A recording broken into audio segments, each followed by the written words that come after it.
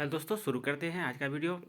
अगर आप लोग वीडियो में नए हैं तो चैनल को सब्सक्राइब जरूर कर लें और बेल आइकन को प्रेस कर दें, जिससे आने वाले समय में जब भी वीडियो हम डालें आपको नोटिफिकेशन प्राप्त हो सके। ठीक है, तो आज का वीडियो जो है यह बहुत ही महत्वपूर्ण वीडियो है। आज हम लोग डिस्कशन करेंगे जो यूजीसी नेट 2023 दिसंबर में एग्ज़ाम होने वाला है, उसके लिए जो फर्स्ट पेपर का पाठ्यक्रम है यानी सिलेबस है, उसके बारे में हम लोग डिस्कशन करेंगे।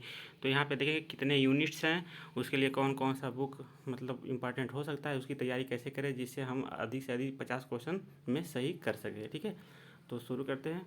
देखिए यहाँ पे यह ऑफिशियल ठीक है पाठ्यक्रम है। तो शुरू करते देखिए प्रथम प्रश्न पत्र का है। इस प्रश्न पत्र का मुख्य उद्देश्य परीक्षार्थी की शिक्षण और शोध क्षमता का मूल्यांकन करना है। अतः इस परीक्षा का उद्देश्य शिक्षण और शोध अभिवृत्ति का मूल्यांकन करना है। उनसे अपेक्षा है कि परीक्षार्थी से पास संज्ञानात्मक क्षमता हो और वे इसको प्रदर्शित कर सके। संज्ञानात्मक क्षमता में विस्तृत बोध, विश्लेषण, मूल्यांकन, तर्क संरचना की समझ, निगमनात्मक आगमनात्मक तर्क शामिल है।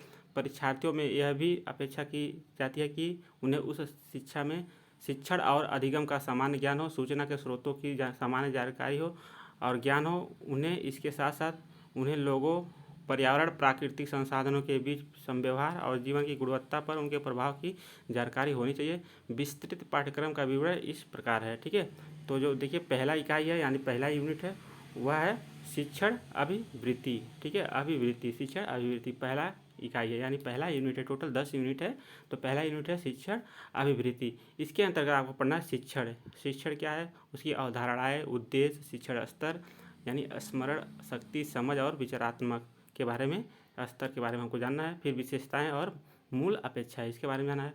दूसरा इसी में है शिक्षार्थी की विशेषताएं, किशोर और वयस्क शिक्षार्थी की अपेक्षा यानी शैक्षिक, सामाजिक, भावनात्मक, संज्ञानात्मक और व्यक्तिगत विभिन्नताएं।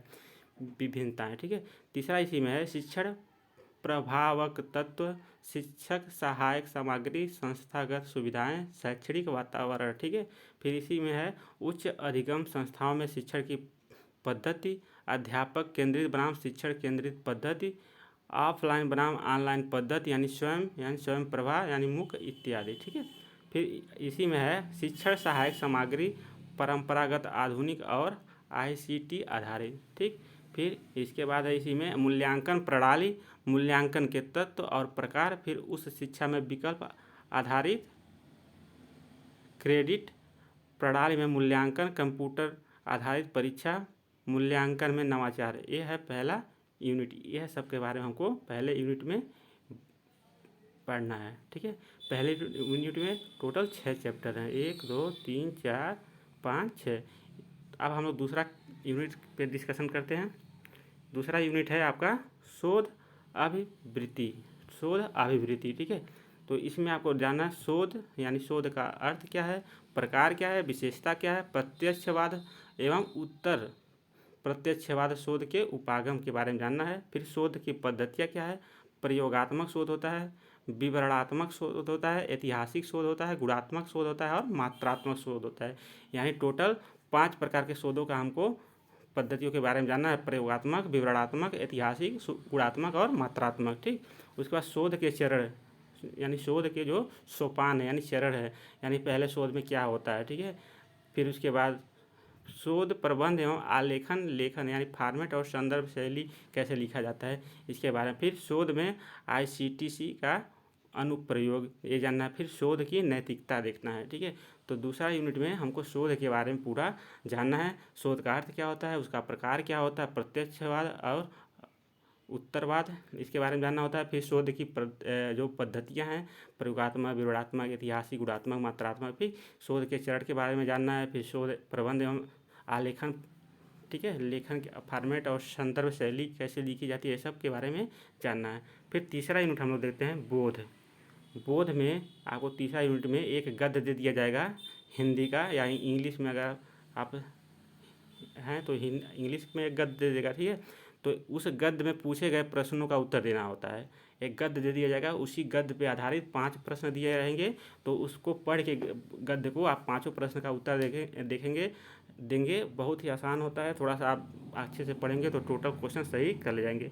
चौथा जो यूनिट है वह संप्रेषण है। ठीक है, संप्रेषण यानी अपने विचारों को हम कैसे दूसरे के पास सूचनाओं का आदान प्रदान को ही हम लोग संप्रेषण कहते हैं। ठीक है, संप्रेषण में संप्रेषण का अर्थ पढ़ना है, उसका प्रकार, उसका अभिलक्षण। ठीक है, फिर इसी में दूसरा पढ़ना है प्रभावी संप्रेषण, वाचिक एवं गैर वाचिक। ठीक है, फिर अंत सांस्कृतिक एवं सामूहिक संप्रेषण, फिर कक्षा संप्रेषण, फिर इसी में पढ़ना प्रभावी संप्रेषण की बाधाएं, फिर इसी में पढ़ना जन मीडिया एवं समाज, ये भी संप्रेषण के माध्यम है। तो चौथा यूनिट में संप्रेषण यानी सूचनाओं का आदान प्रदान कैसे हो उसके बारे में अध्ययन करना है। ठीक, उसके बाद पाँचवा यूनिट है गणितीय तर्क और अभिवृत्ति। गणितीय तर्क और अभिवृत्ति, तो इसमें तर्क के प्रकार देखना है, फिर संख्या श्रेणी, अक्षर श्रृंखला, कूट और संबंध, फिर इसी में गणितीय अभिवृत्ति में ही अंश, समय, दूरी, अनुपात, समानुपात, प्रतिशतता, लाभ और हानि, ब्याज, छूट, औसत, ये इसके बारे में जानना होता है। फिर छठवां यूनिट जो है युक्ति युक्त तर्क। ठीक है, छठवां यूनिट में युक्ति युक्त तर्क के बारे में जानना है। इसमें आपको युक्ति के ढांचे का बोध, युक्ति के रूप, निरूपाधिक तर्क वाक्य का ढांचा, अवस्था और आकृति, औपचारिक एवं अनौपचारिक युक्ति दोष, भाषा का प्रयोग, शब्दों का लक्षार्थ और वस्तुत्व विरोध। ठीक है, परंपरागत वर्ग, युक्ति के प्रकार, निगमनात्मक और अगमनात्मक युक्ति का मूल्यांकन और विशिष्टीकरण, अनुरूपताएं, फिर बेड़ का आरेख, तर्क की वैधता सुनिश्चित करने के लिए बेड़ आरेख का सरल और बहुपयोग, फिर भारतीय तर्कशास्त्र, तर्क के साधन, फिर प्रमाण, प्रत्यक्ष, अनुमान, उपमान, शब्द, अर्थापत्ति और अनुपलब्धि, फिर अनुमान की संरचना, प्रकार, व्याप्ति, हत्याभास। ठीक है, यह सब के बारे में छठवें यूनिट में पढ़ना है, यानी युक्ति युक्त तर्क के बारे में। सातवां यूनिट जो है वह है आंकड़ों का व्याख्या। ठीक है, जब आप शोध करेंगे तो शोध में आपको आंकड़ों की आवश्यकता पड़ती है। आंकड़े दो प्रकार के होते हैं, प्राथमिक आंकड़े और द्वितीयक आंकड़े। तो अगर आप शोध करेंगे मान लीजिए तो बाद में आपको आंकड़ों की आवश्यकता पड़ेगी, तो वही आंकड़ा मतलब आंकड़ा क्या होता है, उसके स्रोत के प्रकार क्या हैं, उसका वर्गीकरण कैसे होता है, गुणात्मक और मात्रात्मक शोध क्या आंकड़े क्या होते हैं, इसके बारे में आपको जानना होता है। ठीक है, तो आंकड़ों की व्याख्या में आपको जानना है आंकड़ों का स्रोत, प्राप्ति और वर्गीकरण। ठीक है, फिर आंकड़ों जो आंकड़ा होता है वो गुणात्मक है या मात्रात्मक, इसके बारे में जानना होता है। फिर चित्रवत वर्णन, जो आंकड़ा मिल जाएगा उसको बाद आप कैसे उसको प्रदर्शित करेंगे, जैसे bar chart, histogram, pie chart, table chart, रेखा चार्ट, इससे क्या करेंगे आप आंकड़ों को प्रदर्शित करेंगे। फिर आंकड़ों की कैसे व्याख्या की जाती है, मान लीजिए कोई आंकड़ा मिल गया, आप इन चित्रवत जो वर्णन है उससे प्रदर्शित कर दिए, फिर उसको उसकी व्याख्या करना कैसे करेंगे इसके बारे में भी जानेंगे। फिर आंकड़े और सुशासन, जो आंकड़े निकल के आते हैं वह कैसे लाभदायक है उसके बारे में भी आप जानेंगे। ठीक है, सातवां यूनिट में आंकड़ों की व्याख्या है। आठवां यूनिट देखते हैं। आठवां यूनिट में सूचना और संचार प्रौद्योगिकी यानी ICT के बारे में जानना होता है।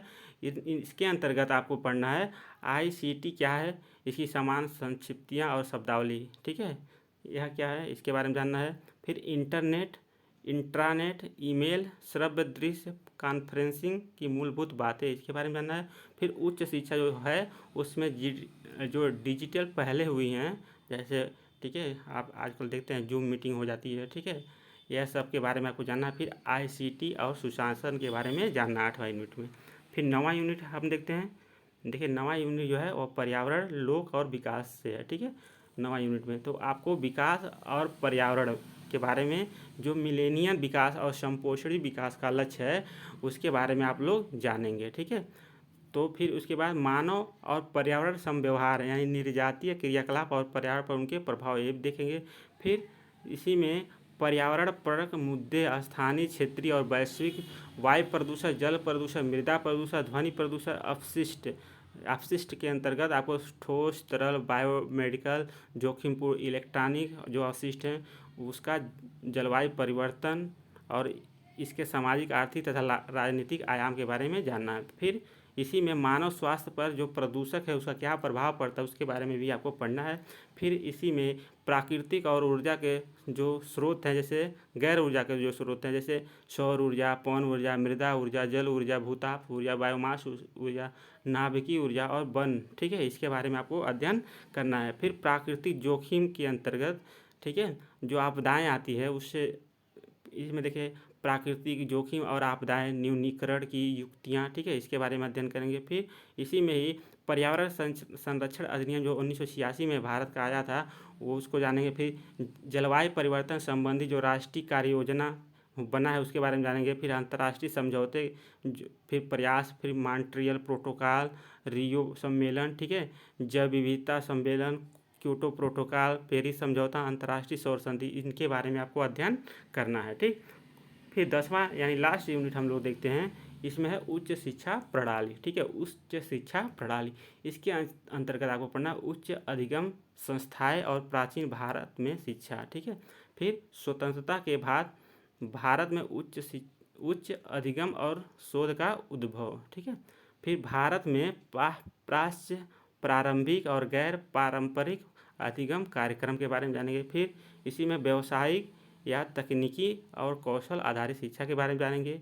फिर इसी में मूल्य शिक्षा और पर्यावरण परक शिक्षा के बारे में जानेंगे। इसी में नीतियाँ, सुशासन, राजनीति और प्रशासन के बारे में अध्ययन करेंगे। ठीक है, यहाँ टिप्पणी दिया हुआ है जो प्रत्येक यूनिट है, ठीक है, उसमें से 2-2 अंक वाले 5 प्रश्न तैयार किए जाएंगे, यानी टोटल 10 यूनिट है, हर यूनिट से 5 क्वेश्चन बनेंगे, तो टोटल कितने हो जाएंगे, 50 क्वेश्चन आएंगे। ठीक है, 2-2 नंबर के रहेंगे, एक एक क्वेश्चन। फिर यदि दृष्टिवान विद्यार्थी के लिए ग्राफ चित्र वाले प्रश्न तैयार किए जाते हैं तो दृष्टिबाधित विद्यार्थी के लिए उतने ही अंक वाले प्रश्नों के अवतरण दिए जाएंगे। ठीक, तो जो ये 10 यूनिट है, हर एक यूनिट से 5 क्वेश्चन आएंगे और हर एक प्रश्न 2 नंबर के होंगे। ठीक है, अब हम लोग चर्चा करते हैं इसके लिए बेस्ट बुक क्या हो सकती है। ठीक है, देखिए बेस्ट बुक तो बहुत सारी मार्केट में है, हमारे हिसाब से आप जैसे हम तैयारी किए थे, देखिए अलग अलग जो उच्च शिक्षा प्रणाली के लिए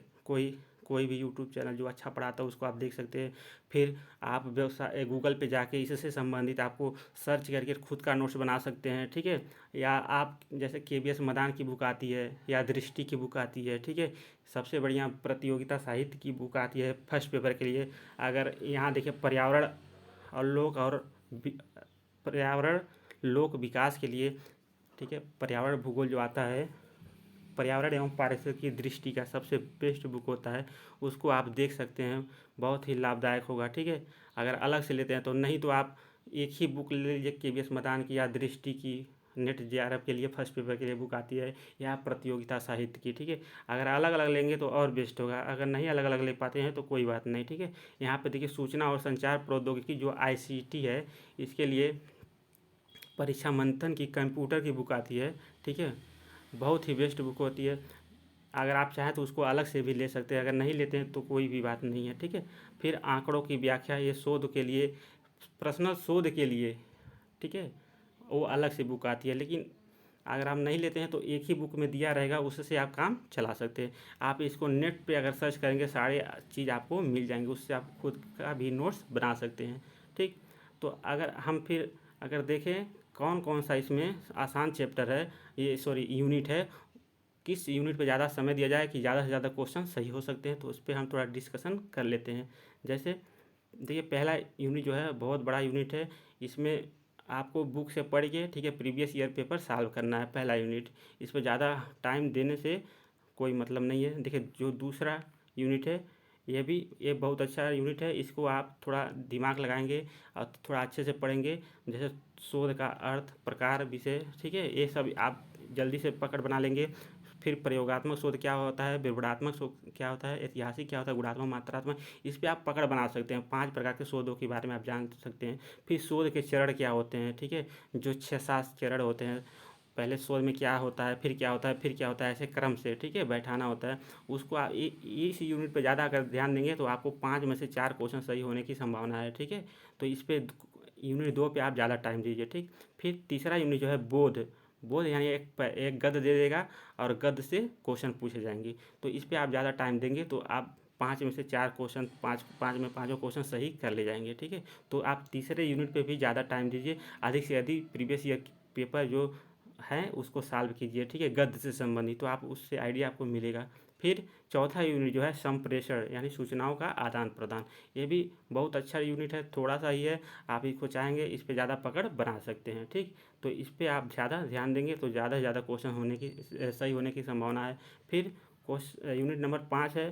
ठीक, यह समझ लीजिए एक प्रकार से गणित ही है या रीजनिंग है, इस पे आप पकड़ बहुत ज़्यादा बना लेंगे, इस पे आप बहुत ज़्यादा टाइम दीजिए। इसको अगर आप एक बार टाइम दे दिए, समझ गए चीज़ों को, तो 5 में से 5 आपके सही हो जाएंगे। तो यूनिट नंबर 5 पे भी आपको ज़्यादा टाइम देने की ज़रूरत है। ठीक है, इस पे यूनिट नंबर 6 पे अगर ज़्यादा टाइम नहीं दे पाते तो कोई भी बात नहीं है, क्योंकि ये थोड़ा सा लेंदी है यूनिट। ठीक है, तो इस पे ज़्यादा टाइम देने की ज़रूरत नहीं है, लेकिन आपको यूनिट नंबर 7 पे ज़्यादा टाइम दे सकते हैं, क्योंकि आंकड़े के स्रोत कैसे कैसे आंकड़े प्राप्त होते हैं, उसका वर्गीकरण कैसे किया जाता है, फिर जो आंकड़े होते हैं गुणात्मक होते हैं मात्रात्मक होते हैं, वो कौन कौन से होते हैं, तो इस पे आप पकड़ बना सकते हैं। ठीक है, फिर बार चार्ट, हिस्टोग्राम, पाई चार्ट, ठीक है, ये सब बहुत ही आसान होता है।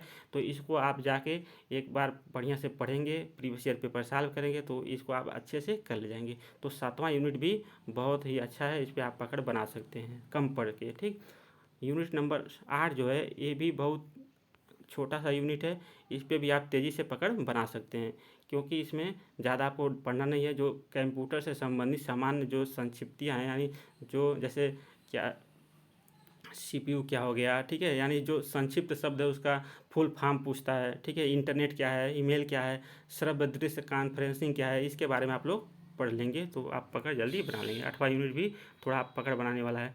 फिर 9वां यूनिट पे पर्यावरण वाला है, तो इस पे आप ज़्यादा ध्यान देंगे तो जो भी ज्योग्राफी विषय के यानी भूगोल विषय के होंगे छात्र, वो इस पे ज़्यादा जल्दी पकड़ बना लेंगे, क्योंकि वो भूगोल के साथ पर्यावरण जरूर पढ़ते हैं। तो भूगोल वाले विद्यार्थी के लिए यह यूनिट उतना ज़्यादा कठिन नहीं है। ठीक है, अन्य जो भी विषय के विद्यार्थी है इस पे उनको पकड़ बनाने में थोड़ा टाइम लगेगा। ठीक, लेकिन भूगोल वालों के लिए कोई दिक्कत नहीं होने वाली। 10वां यूनिट है उच्च शिक्षा। ठीक है, उच्च शिक्षा इसमें भी थोड़ा लेंदी है, शुरू से ज़्यादा तक मतलब पढ़ना पड़ेगा, तो आप लोग इस पे ज़्यादा टाइम ना देखिए, और बाकी जो बताएं उस यूनिट पे ज़्यादा आप टाइम देंगे तो आप ज़्यादा बेहतर स्कोर कर ले जाएंगे। ठीक है, अगर आप फर्स्ट पेपर में 30+ क्वेश्चन सही करते हैं तो आप बेस्ट पोजीशन पे रहेंगे, आप जीआरएफ निकलने की संभावना ज़्यादा होगी, अगर विषय भी अच्छा है तो। ठीक है, अगर विषय में आप 70+ रहते हैं और फर्स्ट पेपर में 30+ रहते हैं तो आपका जीआरएफ निकल सकता है। ठीक है, एकदम 100%। अगर आप फर्स्ट पेपर में 20 से नीचे जा रहे हैं और विषय में अगर 80 से ऊपर जाएंगे तभी जीआरएफ निकलेगा। ठीक, तो आपको अगर जीआरएफ निकालना है तो फर्स्ट पेपर में थोड़ा ज़्यादा टाइम देने की आवश्यकता है। ठीक है, अगर वीडियो आपको अच्छा लगा है वो तो चैनल को सब्सक्राइब जरूर कर लें। ठीक है, और भूगोल विषय का अगर विद्यार्थी हैं तो चैनल को सब्सक्राइब करना बिल्कुल ना भूलें, क्योंकि भूगोल विषय से संबंधित, ठीक है, नेट जीआरएफ 2023 जो दिसंबर में होने वाला एग्जाम है उसके लिए हम प्रैक्टिस सेट चलाएंगे 100 क्वेश्चन का। आप लोग उस प्रैक्टिस सेट को देख के परीक्षा में अधिक से अधिक लाभ ले सकते हैं। तो मिलते हैं अगले वीडियो में, तब तक के लिए जय हिंद।